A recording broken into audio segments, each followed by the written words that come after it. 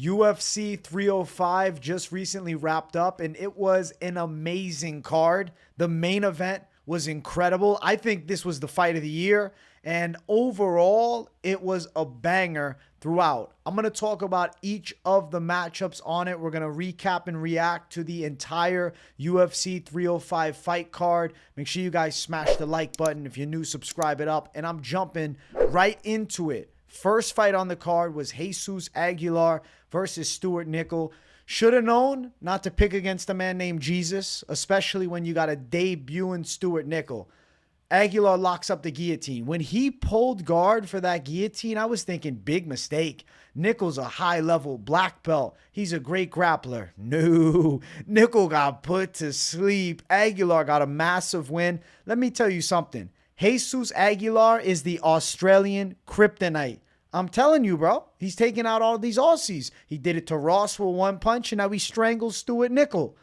The fight before that, though, Nicoll was actually doing good with control on the ground, had Aguilar's back, but then he overshot that back position, like flies over top of him. Aguilar locks in the guillotine, and that's wraps. Big win for Jesus Aguilar. Mad respect. Stewart Nicoll, undefeated guy coming in. The hype was on him for sure. He's the number one flyweight prospect out of Australia right now that was like coming into the UFC for a debut. Rough L, but I do think he's going to win some fights eventually. He's not a bad fighter, man. He just took on an absolute gamer in Jesus Aguilar who locked up a neck. And it was honestly a fantastic way to start the card, with which was a big upset. Let's keep running. We'll talk about more. We got more fights. Kenan Song versus Ricky Glenn. This one was pretty good. In the first 15 seconds, Rick Glenn lands an overhand punch that drops Kenan Song, and he gets on top of him, and I'm like, no way. Rick Glenn is going to get a knockout in 20 seconds of Kenan Song, where Song's chin holds up well. I mean, he did pretty good against Kevin Jousset. It didn't end. Kenan Song was able to scramble, recover. Throughout the whole fight, he did an amazing job of using the whizzer, and his grappling defensive capabilities were really on point. Now, he completely outstruck Rick Glenn. He was much more precise and slick on the feet for all 3 rounds, and he did some big damage to Glenn. He had him rocked a couple of times, but respect to Glenn because he can take a beating. The dude is very tough, and Glenn coming up from 155, now fighting at 170, it does seem like he was able to absorb shots better than he was in previous fights. Now, granted, Kenan Song probably doesn't have the knockout power of Drew Dober, who Glenn was knocked out against last time. But still, I do think there's a correlation between him cutting less weight and his durability holding up. I think it was a major factor. Really solid, slobber knocker type fight, right? It was not super clean and technical. It was a little bit of a sloppy banger, but Kenan Song did good. He busted Rick Glenn up, landed some nice elbows, hit him with some good punches. Listen, Uncle Kenan Song, he's Song Yadong's uncle. I'm telling you, he's got skills. Not elite level, but he definitely can beat a lot of back-end welterweights, and he delivers fun, striking affairs, and his wrestling defense was really good in this fight. He got taken out like twice out of like 15-plus attempts from Rick Glenn. Glenn was just trying to tie up and make it dirty, but Kenan Song was able to do loads of damage. So big performance for Song, nice win, and a relatively fun fight. Let's keep running up. Next fight on the card, we had Tom Nolan, Alex Reyes. I don't care how much the commentary glazes Tom Nolan. For me, this was a hype-killing win. Tom Nolan beat Alex Reyes by decision, but he didn't look that good. Got touched a little bit by Reyes early, got taken down in the fight. I mean, yeah, his striking was definitely better than Reyes, but he was a minus 1,100 favorite coming in. That sets an expectation that you're going to run your opponent over. And when you fight to a competitive but clean, dominant decision against a 37-year-old who's fought twice in like 7 years, now 3 times, I guess, I don't think it moves much of a needle as far as the stock value of Nolan. Now, I get it. He is only 24, but I still have a lot of worries about his susceptibility to damaging overhand punches. You can't be 6'3" at 155 for the most part. There's a couple exceptions. There's the Jalen Turner exception, and the chin tends to hold up, but For Tom Nolan, I don't know. I think eventually he's going to fill into a 170-pound frame. I think he'll be better there. And it wasn't great with him and Reyes. I mean, it was a clean performance. He definitely worked him. He rocked Reyes on a couple of occasions. He did good. It was a dominant win. And some will say maybe my expectations were too high of Tom Nolan. No, I think I'm just keeping it real. At 24, even though he's young, if you really are somebody that's a next big thing, I'm going to keep it 100. You're going to destroy an Alex Reyes who's not a high caliber fighter. We see Alex Reyes on the UFC roster. He was out for years, but like, not so sure he's even UFC level. And Tom Nolan had some difficulty with him. So for Tom Nolan, I do think it halted the hype. I feel like as he continues to move up the ranks after being this big of a favorite here, I expect some closer lines, man. If not, though, I definitely think there's going to be some underdog hits against Nolan. Definitely a guy to fade forthcoming, because I do think some of the slicker strikers with more movement and, not being 37 and, rarely fighting are going to catch him. So good win for Nolan, though. I mean, respect to him getting a UFC W. It's always impressive to win a fight in the UFC. Next fight was Jack Jenkins and Herbert Burns. Jack Jenkins whooped Herbert Burns, but to be fair for Herbert Burns, there was a couple of moments for him. He landed a takedown at the end of the first round that, essentially was the key to him surviving into the second. Had some more grappling control, but Jenkins found ways back up to the feet, and he did damage to Herbert Burns on the feet. He picked him apart pretty bad. Burns was getting touched up bad in round number 2 and a failed leg lock. When he shot for that leg lock, I thought to myself, Herbert Burns, you want out of the fight. Leg locks, yeah, I mean, there was a leg lock on this card, but it's a low percentage technique in MMA, especially against a very fine-tuned Jack Jenkins, who's incredibly well-rounded. Burns should have worked towards ground and pound top control and trying to smash and pass. Instead, he panic pulls a leg lock because he wanted out. Herbert Burns does not like fighting. I don't believe that he likes fighting at all. Round number 3, after Burns' leg had been destroyed, he'd been picked apart. Burns gets dropped, and he doesn't get up. Once again, another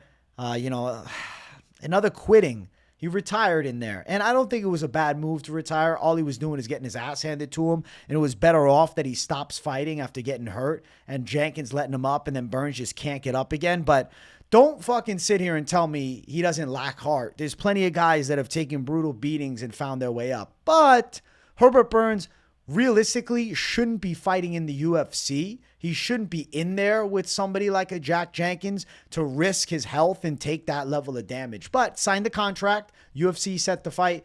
I do think, it's a much better look to get up. So Herbert Burns, man, he's known as a certified quitter. He's out of the UFC now. 4 losses in a row. I'm cutting him. Jack Jenkins, pretty good, pretty calculated, solid knowledge of grappling defense. Was safe in some, dangerous spots on the ground. And he got a nice win over Herbert Burns, who I saw the panic shoot incoming. And then we knew the fight was pretty much over as Jenkins methodically picked him apart, destroyed his legs, boxed him up, ripped him with big punches, and whooped his ass. Good win for Jack Jenkins, man. Dominant performance, destructive win, and caused Herbert Burns to quit, man. It wasn't right hook to ground strikes. It was Burns unable to get up to his feet. He gave in. Burns was broken. Let's get to the next fight. Casey O'Neill, Luana Santos. It really wasn't a horrible fight. I kind of, shafted it on the live, but it wasn't a good fight either. After some really impressive violence right beforehand, it was more of like a technical sparring affair. Casey O'Neill outstruck Luana Santos, was able to defend Luana Santos' grappling, and essentially exposed her. Luana Santos had never fought somebody to Casey O'Neill's level, and O'Neill showed that she's legit top 15. I mean, her striking in this fight was really on point. She had volume and combinations, whereas Luana Santos essentially only had one shot at a time. Like, she would throw one big overhand. Her judo was ineffective. She did get one head and arm throw in the 3rd round, but that ended up causing her to give up her back. And then she had some shots hit her, like clearly lost every moment of the fight. It was a completely one-sided 30-27. Good win for Casey O'Neill. Both girls are young, 26 for O'Neill. I'll tell you something, definitely has improved since previous fights, and the experience at a higher level was evident in this matchup here. And she sends back Luana Santos, who had some relative hype on her. I mean, she was a Brazilian grappler who, was coming off of an easy submission of Mariah Agapova. Before that, beat Stephanie Egger. But she wasn't ready for the top 15. She also took this fight on short notice, which I think now she's going to look at as a massive career mistake. But is what it is. Mishaps happen. Ultimately, it's the UFC. It's the highest level of the game. L's are bound to take place at some point. But I do think Luana Santos is a prospect. The stock get halted a bit. Doesn't mean she can't bounce back, though, because O'Neill at this point is a veteran and she's still young. And Luana Santos is still developing. She really needs to clean up her striking, and she needs to throw more volume. She doesn't really have volume. She has big punches, wild flurries, and she's got some throws, but completely ineffective in this fight and was dominated for 3 rounds. So good win for Casey O'Neill. Next fight on the card, Ricardo Ramos versus Josh Culibao. Ricardo Ramos found a way to win, but it was horrible. I'm irritated just looking at this fight because I have to think back. I have to recap this fight. So, first round, Culibao striking's on point. He's whooping Ramos. Hurts him bad to the leg, going for big shots, swinging hard. Seems like he's going to get this fight out of there early. He makes a mistake. Ramos gets his back and nearly locks in the rear naked choke. He had it 3 times with the hand behind the head, but Culibao outdogged it, pulled the hand through, and was able to survive. Culibao's heart was really impressive in this fight, but his fight IQ was not. I shit on Ricardo Ramos' fight IQ. I think Culibao and Ramos are both going to be put, in my opinion, in the low IQ zone of fighter IQs, okay? Squirrel level shit. Round 2. Josh Culibao has Ramos done. He's ripping him with leg kicks, destroying him, touching him with big punches. He drops him with the massive leg kick, and it doesn't seem like Ramos can stand up. He just seems like he's ready to give in. Instead of letting him up, Culibao decides to stand over him, try to attack the legs more, look for ground and pound strikes, keep the pressure on him while he's standing and Ramos is on his back, and try to catch his leg, move him, throw some ground and pound, get back up, play with it more. He essentially allowed Ricardo Ramos to completely recover. And he allowed Ricardo Ramos to make it to a 3rd round. If Culibao would have let him up, I think he could have got the fight stopped there because Ramos' leg was killing him. But Culibao plays too much. Then in round 3, Culibao's out there throwing taunts out, playing the game. Yeah, he was winning round 3 for a good portion of it, but then Ramos hit him with a good strike that cut him, and then Ramos finished the round controlling on the ground, and Culibao's bleeding everywhere as Ramos has his back to finish the fight. Ramos late with the grappling won it. Even though I thought Culibao did more damage, the visual was not good after the 3rd round and your opponent is in dominant position. You get cut in that round and finishing in that spot. It's very hard to give him a win after that. He loses a decision. He sold so bad. It's not like Ramos did much to win. Ramos looked like shit in this fight. I feel like any hype that was initially on Ramos beforehand and the belief that I had in him is far gone now. But he won. It's a loss for both guys, in my opinion, even though it's a win on the record of Ramos, because it was just bad. It was just bad, man. He was getting outstruck. I mean, a little grappling saved him, but this was horrible. Ultimately, Josh Culibao let this fight slip through his fingertips by fighting like an asshole. If he would have let Ramos up and attacked with big shots, he probably would have knocked him out. If he wouldn't have played around in round 3, who knows? He doesn't end up losing. But he's taunting. He's doing the spin dance like he's a fucking ballerina. It was a disgrace. This fight was a disgrace, bro. It should have been a draw and just cut them both. Done. Done. I was pissed off watching this fight. And some of you in the comments that don't know, you didn't watch the live stream, you're like, oh, well, did he bet on one of these guys? No. No. Why the fuck would I do that? I was just ashamed because Culibao had a win in his hand, and he decided to drop it by being arrogant. I said this during the stream. As the fight's happening, Culibao's the type of guy to get to the finish line, do the dance, and then somebody just passes him. And that's exactly what happened in the fight. It was abysmal. It was abysmal. essentially deserved to lose, but Ramos didn't win. Oh my gosh, this was terrible. Terrible, terrible, terrible, terrible. I'll say it however many times. Terrible, terrible. This fight right here. Culibao takes a fat L in Australia too. Ramos with the win, but I'm telling you guys, fade Ramos in the future. He's going to sell for sure forthcoming. And because he won this fight, who knows? He might be a favorite next time against somebody. So we need to keep an eye out for sure. Let's keep running. Next fight was our featured prelim of the night. It was Valter Walker versus Junior Tafa. This fight weigh-ins changed a lot for me. I initially was thinking Valter Walker would get touched up on the feet with Tafa, especially as fat as he looked against Drejki, but I pick-flipped after seeing how fit he looked, and damn, I was happy for that. He looked incredibly jacked on the scale, lean, he lost body fat. Now, early in the first round, or this fight was only a one-round fight, so early in the fight in round one, Tafa did catch him with a big straight, and Walker looked really uncomfortable on the feet. He panic wrestled. Tafa was trying to get back up, but ultimately Valter Walker gets the top position, garners some control time, right? He's on top, but like Junior Tafa's surviving, switches to the guard. Valter Walker shoots for a damn leg and locks it in. And there's going to be people complaining saying that, oh no, it wasn't a verbal tap. If you scream, ah! The freaking ref is going to stop it. That's a verbal submission. You can't screech in the middle of a fight in pain. That comes off as tap, tap, tap. Ah! If you're in a grappling room and you're rolling, is that not a way of submitting? Screaming like that? Come on. What world are we living in? Yes, he tapped. And then after the fight, Junior Tafa was a complete and utter embarrassment. He was pissed off and mad and shit-talking Valter Walker. He walked up to him as Walker was being pretty cordial, and he smacked him in the face. Junior Tafa is getting cut from the UFC for that. I won't be surprised. You can't lay your hands on your opponent after the fact. A little shove, maybe they let it slide. But a slap, even though it was not a hard slap, bad look, man. Really bad look. There's a chance he's getting cut. Yeah, it was the heel hook and then the verbal submission, which was definitely a verbal submission. Bad look for Tafa. Embarrassing. The post-fight antics were even more embarrassing. The loss was forgivable. The post-fight antics were shameful, though. Valter Walker with a big win, and what did he do? He called out Justin Tafa right after. He wants to fight his brother. I'm down for it. Let's do it. He's got beef with the whole family now. Let's do it. Let's run it. I'm in. And another, limited, grappling skill set on his brother. Be interesting to see those two clash, but I do think that be really weird because I feel like Justin Tafa's stronger, a heavier dude. He's got more maybe one-shot power, but not as fluid technique. I'm interested in seeing it.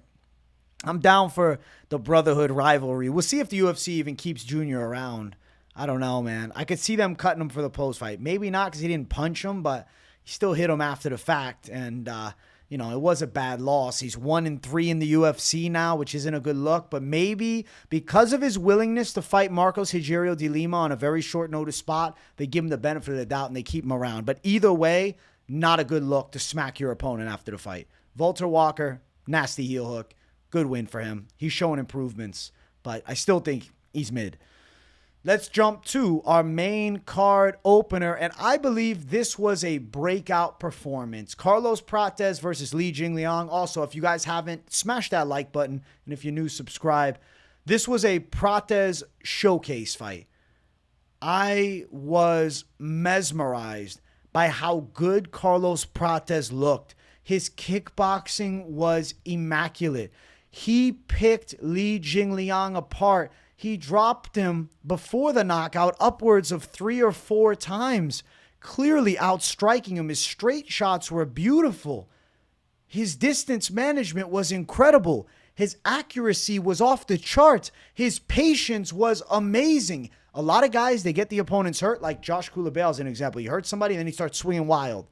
Prates gets the shots in when he stings you and then finishes you in the same manner. You see what I'm saying? Like he uses the same tool set that got him to the successful moments anyways. Instead of, I hit you with a beautiful jab cross and I'm finding that cross all night, and now I just want to swing overhands and wide flurries to try and knock you out. Prates, this does what works. And then he got closer to the leech and he did rip him with the hook to flatten him. And oh my God, the leech drops. The leech is lifeless. This was a violent knockout and the leech had never been KO'd as a pro. So this right here was a statement for Carlos Prates. I expect him to be pretty close to the rankings after this win over the leech because he absolutely destroyed him. I'm so impressed with Carlos Prates. His Muay Thai is off the charts. Like, I'm looking at him and I'm like, can he not outstrike Ian Gary right now? Is it not a cool fight, him and Jack Della Maddalena already? I feel like he's getting close to the upper echelon. Biggest question mark is going to be around his wrestling defense, which I'm sure will be tested if they give him anybody with some, wrestling offense. The Leech was not that guy. The Leech is more of a kickboxer, and this was mostly a kickboxing fight, which Prates is a kickboxer and was significantly more precise and just simply way better and more prime than the Leech.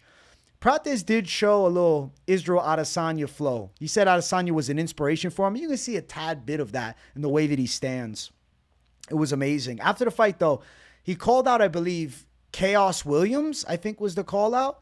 He said Carl Williams, something like that. I think it was a Chaos Williams call out, though. I don't know if I misheard, but that could actually be a really cool fight. Chaos Williams, known as a pretty devastating striker. I don't think Chaos should take it, though.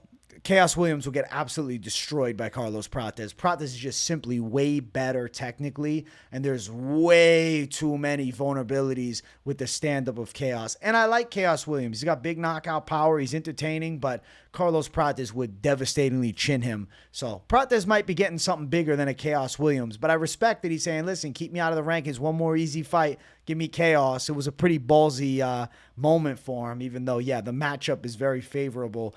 Expect Carlos Prates to start looking like a minus 400 favorite moving forward, at open. I know the line was wide when the fight actually came through, but I think he's going to be even bigger by the time the fight comes through. He might be minus 500, minus 600. Yeah, Carlos Prates is awesome. And if you're not a Prates fan, I don't know what you're doing. I am a massive Carlos Prates fan now. He has officially earned me as a hardcore fan. And happy birthday to him. It was his birthday on the fight day. That's pretty dope. Big W, Carlos Prates. Super impressive. Next fight, Jairzinho Rozenstruik, Tai Tuivasa.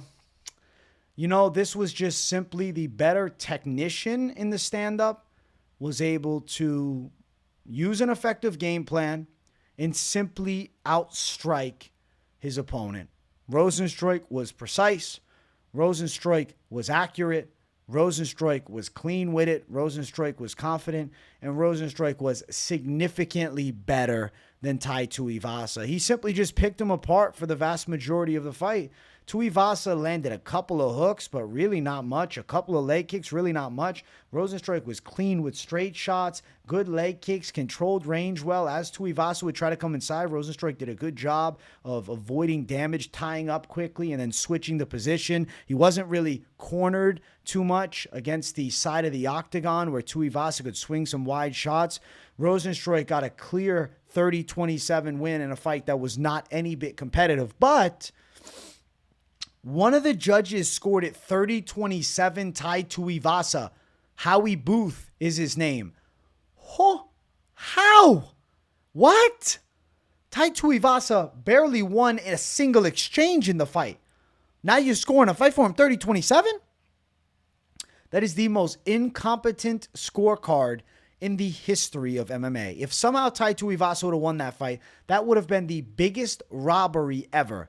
Jairzinho Rozenstruik deserved a clear 30-27. I do not think that Tai Tuivasa won a round. He looked okay late in the third, but that doesn't mean you win the round because you look a bit better than you looked throughout the whole fight prior. No, you still clearly lose the round, but you had better moments, and great.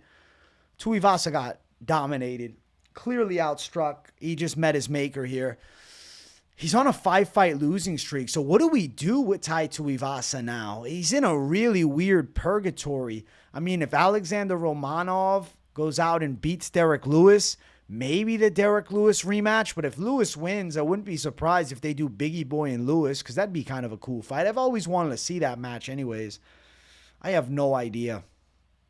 Tuivasa, I don't know. Some striker. Trying to think like maybe Johanata Diniz, but Diniz is on this win streak. I guess they throw Tuivasa into that type of fight. Maybe it gives him a chance to win, but then he ends up getting KO'd. Yeah, not a good look. Tai Tuivasa was dominated in his strength. I mean, granted, Rozenstruik's, a former pro kickboxer. That's his strength too.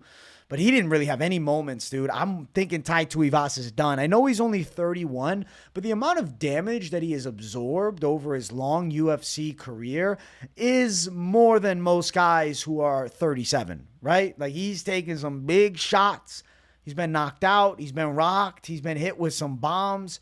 And I do think that Tai Tuivasa may be at a point where considering a retirement isn't a horrible idea. Now, I'm sure that they're going to want to do at least one more. I mean, Tony Ferguson's got 8 straight losses, so I'm sure that Tai Tuivasa can get another fight, and he's still fighting elite opposition.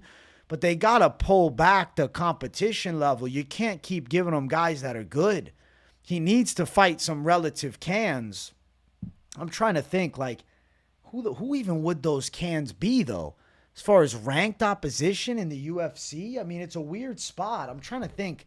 I'm going to actually just pull up the rankings on my phone for a second because I just don't know. If I look at the rankings, I don't even think I want to keep Tai in the top 15, but if he has to, is there anybody there? Rodrigo Nascimento, De Lima?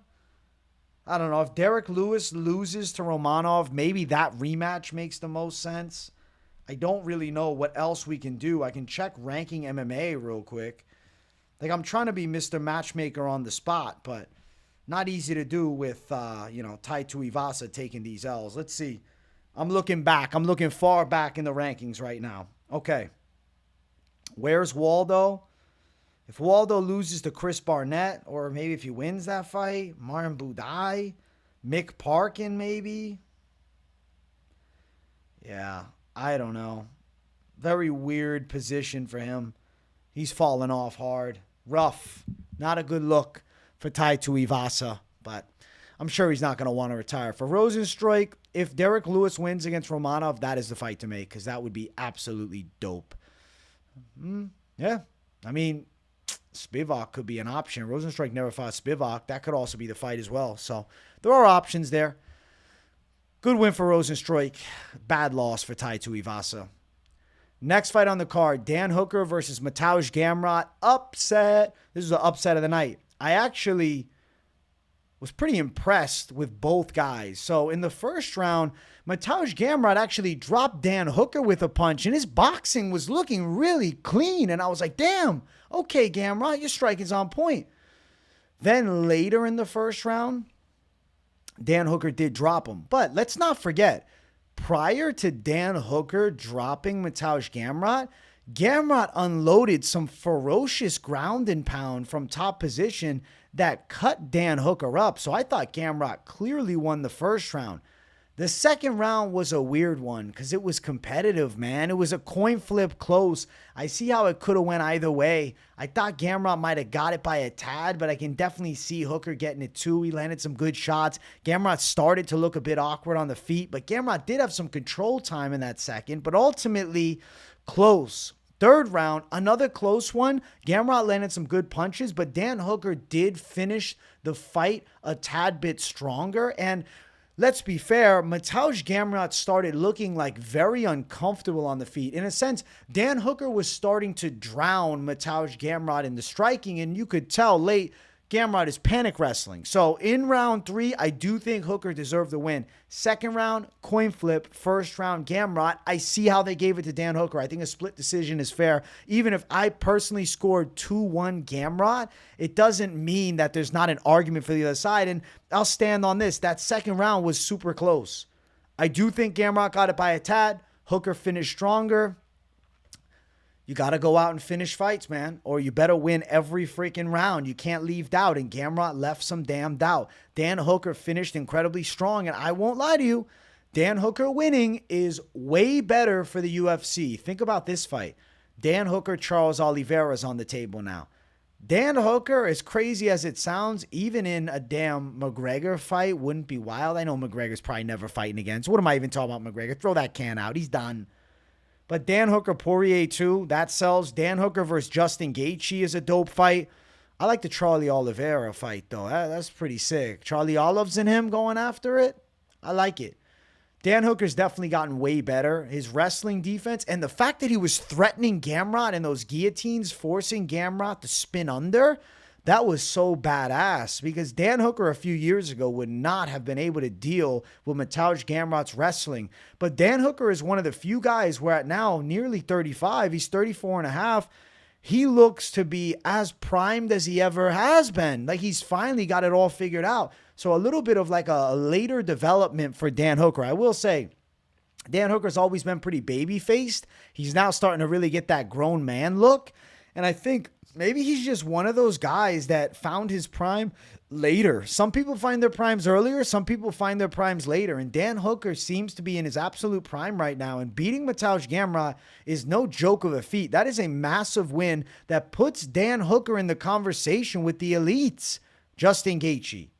Even a potential BMF fight, even mentioned it after BMF. He called out McGregor too, but the BMF fight is potentially on the table. Dan Hooker's in a great spot, and I can't wait, man. Dan Hooker's got fun fights incoming. It's better for the UFC having him at the top. Now, Gamrot looked good, and I do think I'm going to apologize to Mateusz Gamrot on show right now. Gamrot, I said you were boring. You ain't boring. You put up a good fight. You were good. He's been boring a couple of times, but overall, Gamrot was really entertaining in this fight, and I actually was super impressed with him. Even in loss, the fact that he was able to strike with Dan Hooker. Just couldn't control Dan Hooker because Dan Hooker has become a demon with his damn wrestling defense and his get-up ability. I was proud of Dan Hooker, man. At the end of the day, he gave it hell, and he got a competitive win. Could have went either way. I won't sit here and say it was a robbery. It was a fair fight. There was a toss-up at the end, and Dan Hooker got it done on the scorecards, and plenty of fun fights forthcoming for him. Excellent. Next fight, our co-main event of the evening, Kai Kara-France versus Steve Erceg. Kara-France devastated Erceg. The striking was looking pretty competitive early, and even the commentary was talking about Steve Erceg's footwork and his defensive knowledge, the way that he's like slowly evading strikes and using his range. He was starting to find the flow. It's like, okay, Steve. Kai Kara-France drops him with a massive hook. Erceg goes straight down. Kara-France is all over him with big shots. Erceg gets back up. He's able to find a way to recover because Erceg is just made out of steel, it seems. And then the last punch that puts him out, the right hand against the cage. Yeah, the right cross. Right against the cage. Erceg gets flattened. Boom, and he just goes down. He's done. And Kara-France, he didn't really even need much ground and pound. The ref jumped right in. Erceg got put out in the first round. Kai Kara-France looked really good. Kai Kara-France, I'm going to say he looked great. The way that he destroyed Steve Erceg was so impressive. I feel like Kara-France is better than he's ever been before. And Erceg gave Alexandre Pantoja the toughest fight in a long time. Kara-France was coming off of the controversial decision, lost to Albazi. He's in the title picture. Kai Kara-France, Alexandre Pantoja is a really interesting matchup. And both are veterans of the Ultimate Fighter season that crowned the top challenger for Mighty Mouse back in the day. You remember that? Tim Elliott won the show. And look at that. Alexandre Pantoja is the champ now. Kai Kara-France definitely in the mix. I think a Kara-France-Pantoja fight would be really cool. I, for one, will want to see it. After you go out and beat Steve Erceg like this, I think there's an argument that he deserves it over even Amir Albazi, who has a controversial win over him. I know Kai Escura is going to make his debut soon, but I do think he needs a win before you give him a title fight. I know Tatsuro Taira is currently booked to fight Brandon Royval, which is a freaking sick matchup. Anybody that doesn't like flyweight, shame on you. Flyweight is the most badass and underrated weight class because they're savages. And Kai Kara-France is definitely one of them. Sick win for Kai over Steve Erceg. I mean, I love Steve Erceg. I'm an Erceg's witness, you know, the Best Buy gang, Best Buy's finest stand up. But I'll admit, when we take a fat L and somebody looks good, I got to respect it. Kai Kara-France looked like a god amongst men in there, putting Steve Erceg out and beating the absolute shit out of him. Kai Kara-France, damn, congratulations. Amazing. Simply amazing. Let's jump to the main event. If you guys haven't yet, make sure you smash the like button. If you're new, subscribe. I first want to say that I believe this is the fight of the year. This was amazing. Simply amazing. I think both guys showed up in their best forms ever. and it turned out to be an all-time classic fight.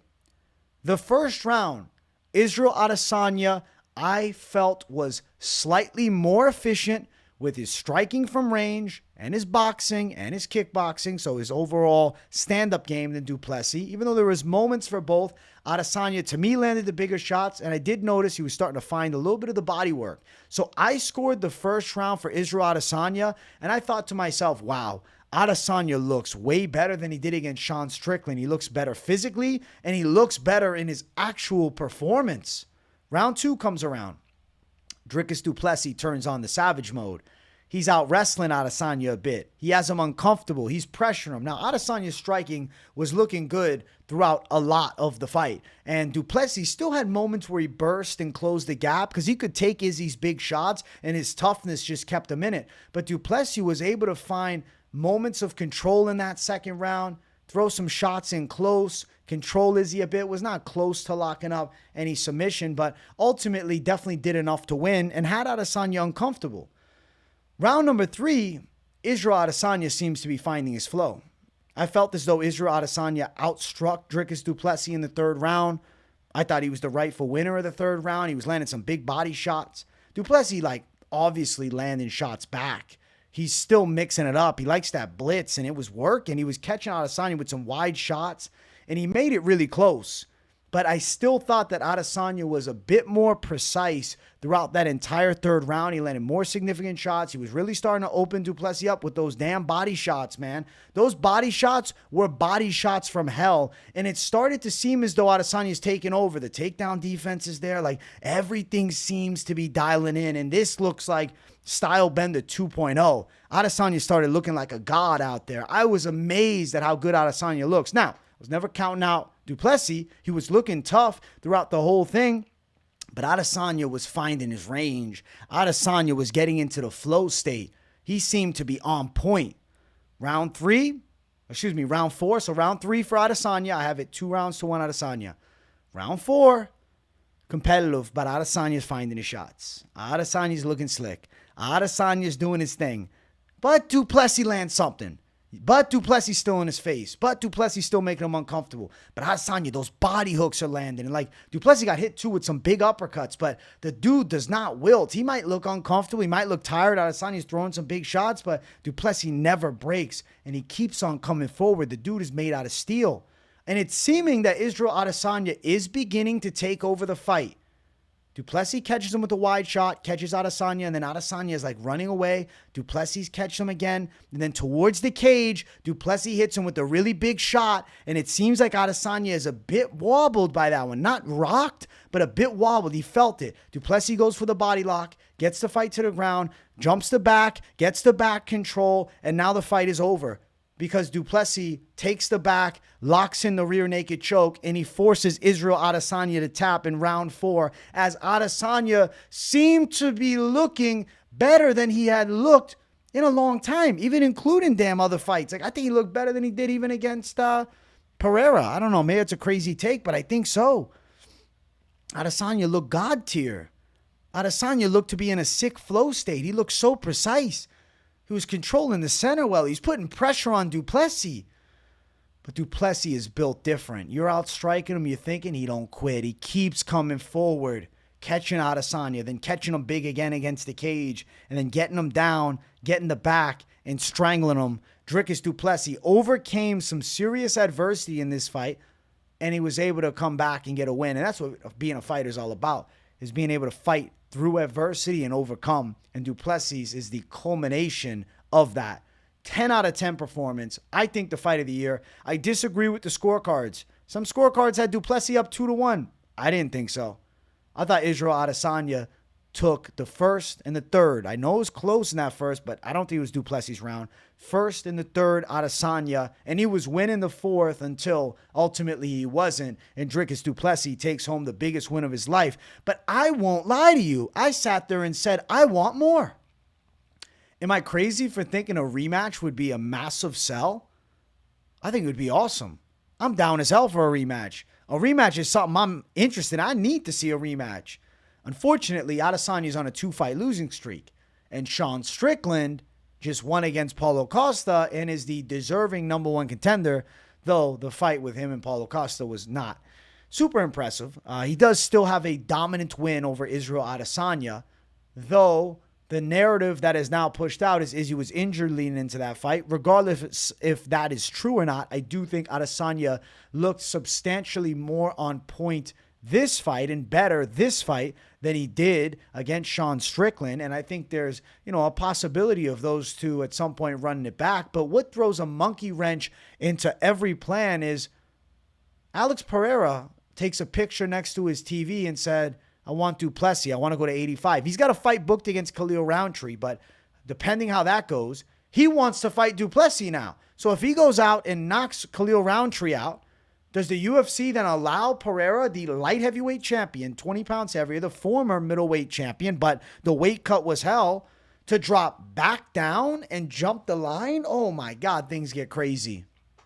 Things get so crazy. I don't know if I like that idea because I feel like Alex Pereira is the size of a heavyweight and making 185 is insane. But him calling out Du Plessis, can you imagine a Du Plessis-Pereira fight? Would that not be huge? I mean, shit. If he could make that weight, that would be a more sensible fight than doing Roundtree right now versus Pereira, because that fight doesn't really make a ton of sense. But it is what it is. It's a good fight. It's going to be interesting, but I don't think Roundtree deserves a title fight. Very odd spot. And then we also have to look at Robert Whittaker is fighting Khamzat. If Khamzat goes out and dominates Rob Whittaker, then he's also in the mix for the title. But what we're seeing from everything in front of us is that he will need one more because we have Strickland in the mix. And then where does Adesanya go from here? Who does Adesanya fight? Adesanya said he's not retiring. He's coming back. What's next for Adesanya then? I have no idea. We're in a really weird situation. But I'm going to throw a crazy idea out to you guys. Yuri Prochazka cuts to 185 and he fights Israel Adesanya in a massive co-main event. Is that not the fight to make?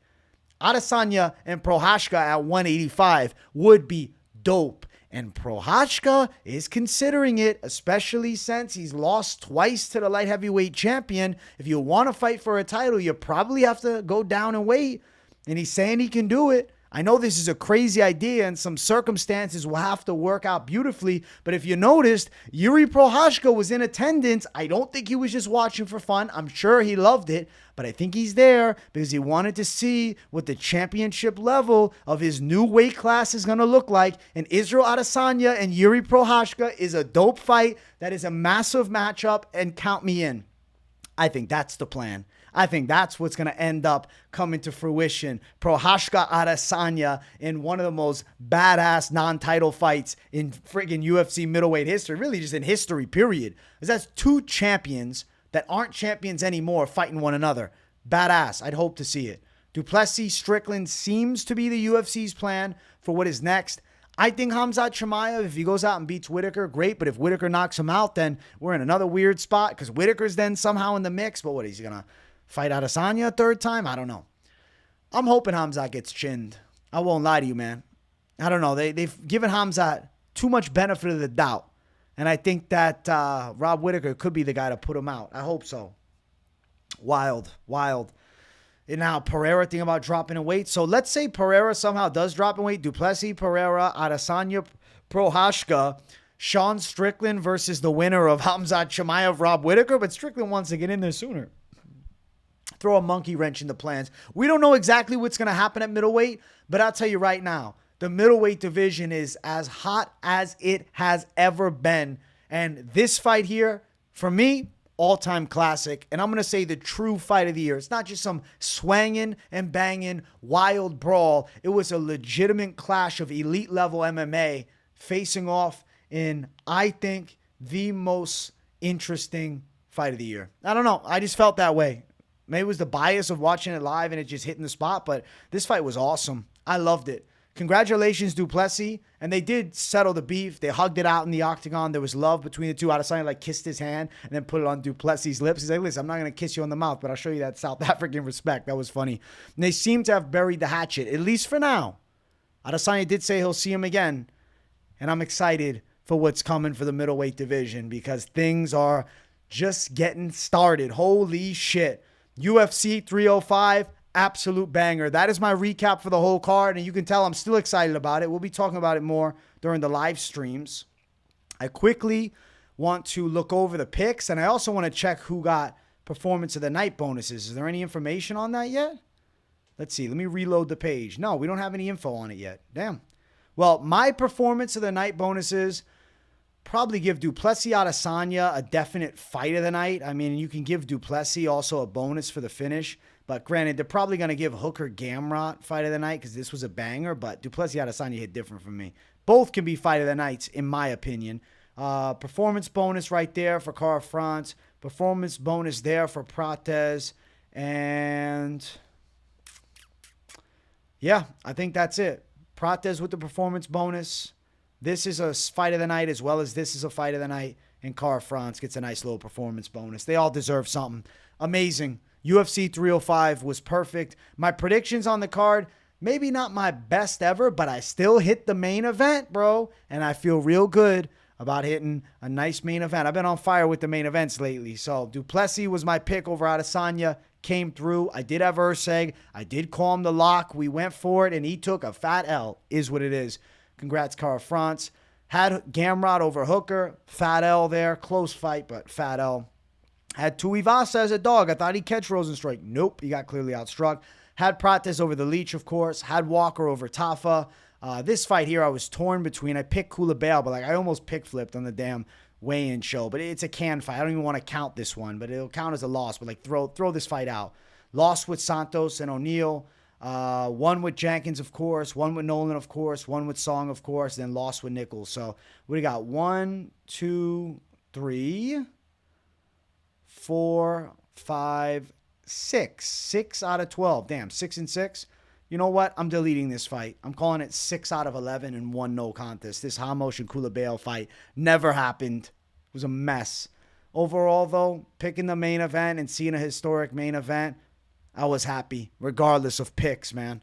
I hope you guys enjoyed this UFC 305 recap show. It has been an absolute pleasure to cover this UFC 305 fight card. And, the whole week of content was absolutely incredible. And your guys' support was insane. We hit 36,100 subscribers. So thank you guys for supporting me. Thank you guys for subscribing to the channel. I appreciate each and every one of you. It was a banging fight companion, and I can't wait for the next one. Content every day. Keep your eyes locked into the channel. Thank you guys for supporting. Thank you guys for watching. Definitely let me know what you thought of the fights and this video in the comments down below. And if you have nothing to say, we just enjoy the content and you want to support me, W in the chat to boost the algorithm for your boy. Thank you all. See you in the next one. Good night. Peace.